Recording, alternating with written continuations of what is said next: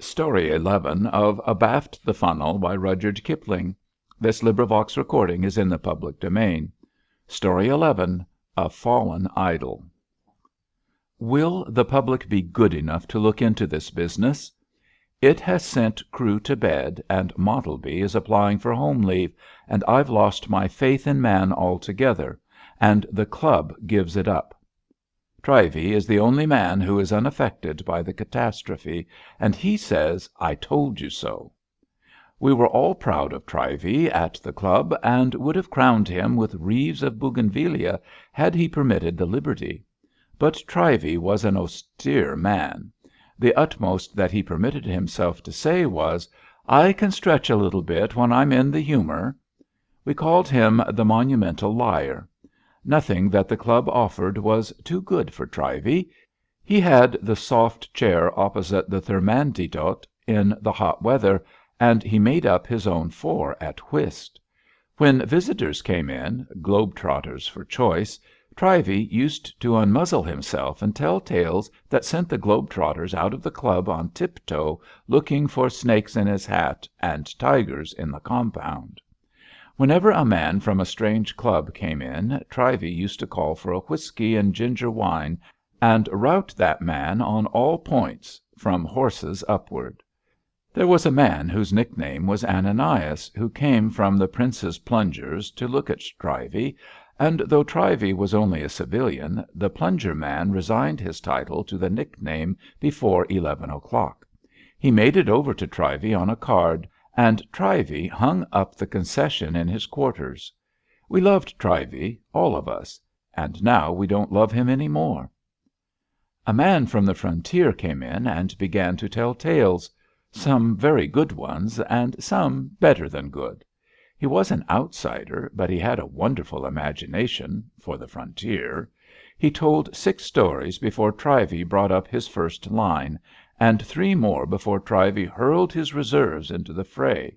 "When I was at Anungaracharlupillay in Madras," said Trivey quietly, "there was a rogue elephant cutting about the district, and I came upon him asleep." All the club stopped talking here until Trivey had finished the story.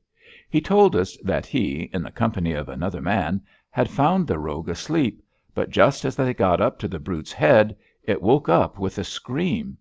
Then Trivey, who was careful to explain that he was a bit powerful about the arms, caught hold of its ears as it rose, and hung there, kicking the animal in the eyes, which so bewildered it that it stayed screaming and frightened until Trivey's allies shot it behind the shoulder, and the villagers ran in and hamstrung it. It evidently died from loss of blood. Trivey was hanging on the ears and kicking hard for nearly 15 minutes. When the frontier man heard the story, he put his hands in front of his face and sobbed audibly. We gave him all the drinks he wanted, and he recovered sufficiently to carry away 80 rupees at whist later on. But his nerve was irretrievably shattered. He will be no use on the frontier any more. The rest of the club were very pleased with Trivey, because these frontier men, and especially the guides, want a great deal of keeping in order. Trivey was quite modest. He was a truly great soul, and popular applause never turned his head.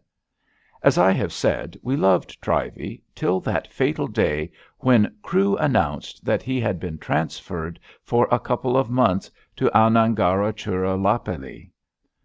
"Oh," said Trivey, "I dare say they'll remember about my rogue elephant down there. You ask 'em, Crewe." Then we felt sorry for Trivey, because we were sure that he was arriving at that stage of mental decay when a man begins to believe in his own fictions.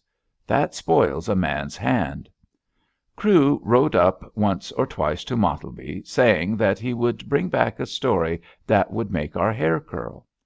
Good stories are scarce in Madras, and we rather scoffed at the announcement. When Crewe returned, it was easy to see that he was bursting with importance.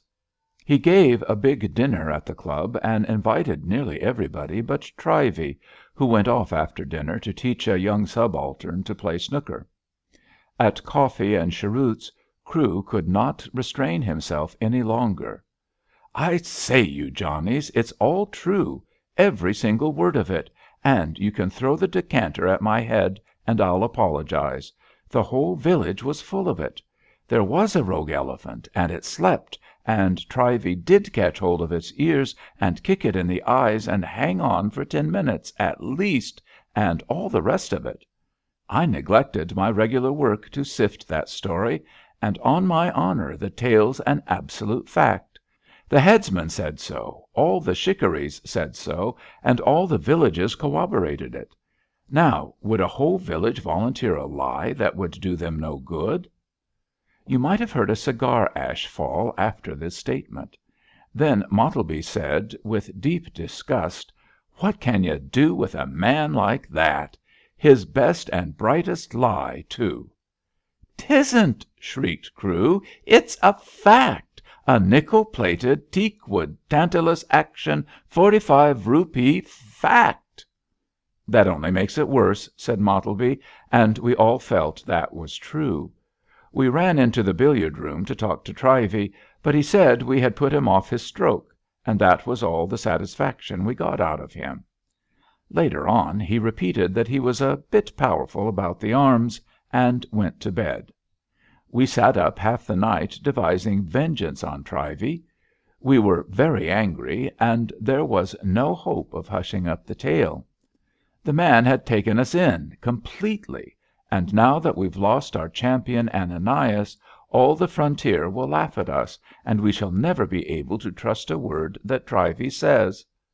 I ask with Mottleby, what can you do with a man like that?